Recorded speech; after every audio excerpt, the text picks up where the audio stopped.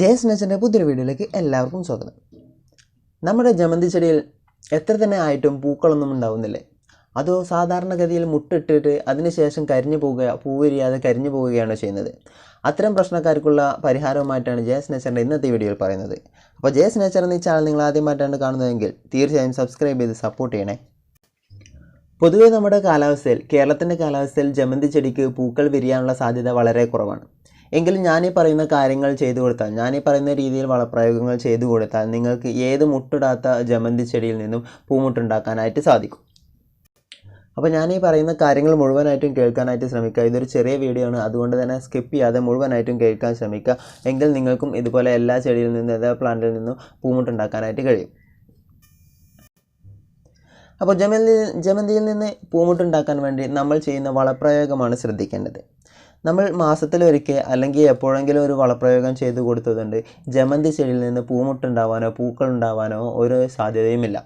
നമ്മൾ ചെയ്യുമ്പോൾ 4 ദിവസം ഇടവിട്ടിട്ട് വളപ്രയോഗം മാറ്റി ചെയ്തു കൊടുക്കേണ്ടതായിട്ടുണ്ട്. സാധാ നോർമൽ വളങ്ങളായിട്ടും അതുപോലെ തന്നെ ലിക്വിഡ് വളങ്ങളായിട്ടും ഫെർട്ടിലൈസർ വളങ്ങളൊക്കെ ആയിട്ട് നമുക്ക് ഇതിനെ മാറ്റി 4 ദിവസത്തെ ഇടവേളയ്ക്ക് ശേഷം മാറ്റി വളപ്രയോഗം ചെയ്തു കൊടുത്താൽ നന്നായിട്ട് പൂവുണ്ടാവാനായിട്ട് കഴിയും. ഇനി വളപ്രയോഗങ്ങൾ എന്തൊക്കെ നമുക്ക് ഇട്ടുകൊടുക്കാം എന്നാണ് അടുത്തതായിട്ട് പറയുന്നത്. പൂക്കൾ ഉണ്ടാവാനായിട്ട് നമുക്ക് കാര്യമായിട്ട് ചെയ്തു കൊടുക്കേണ്ട വളപ്രയോഗം എന്ന് പറഞ്ഞാൽ കാൽസ്യം കണ്ടൻറ്റുകൾ അടങ്ങിയിട്ടുള്ള വളങ്ങളാണ് കൂടുതലായിട്ടും പൂക്കൾ ഉണ്ടാവാനായിട്ട് വേണ്ടത്. അപ്പോൾ പൂക്കൾ ഉണ്ടാവാനായിട്ടുള്ള കാൽസ്യം കണ്ടൻറ്റുകൾ അടങ്ങിയിട്ടുള്ള വളങ്ങൾ ജൈവ വളങ്ങളും അതുപോലെ തന്നെ രാസവളങ്ങളൊക്കെ നമുക്ക് ഷോപ്പുകളിൽ നിന്ന് വാങ്ങിക്കാനായിട്ട് കഴിയും. നമുക്ക് വേണമെങ്കിൽ അതും ഉപയോഗിക്കാം. പിന്നെ അത് കൂടാതെ നമ്മുടെ വീട്ടിലുണ്ടാക്കാൻ കഴിയുന്ന ഒരു ചിലവുമില്ലാതെ വീട്ടിലുണ്ടാക്കിയെടുക്കാൻ കഴിയുന്ന വളങ്ങളും നമുക്ക് ഉപയോഗിക്കാം. അതിൽപ്പെട്ട ഒന്നാണ് കോഴിമുട്ടയുടെ തോട്, അതുപോലെ തന്നെ പഴത്തിൻ്റെ തൊലി, അങ്ങനെയുള്ള ചില വളങ്ങളൊക്കെയാണ് അതിൽപ്പെട്ടത്. അപ്പോൾ കൂടുതലായിട്ടും ഇനി അങ്ങനെയുള്ള വളങ്ങളെ പറ്റി പറഞ്ഞു തരാം. ഇനി ഇവിടെ ഞാൻ ഈ പ്ലാന്റുകൾക്ക് ചെയ്തു കൊടുക്കാറുള്ള വളപ്രയോഗങ്ങൾ പറഞ്ഞു തരാം.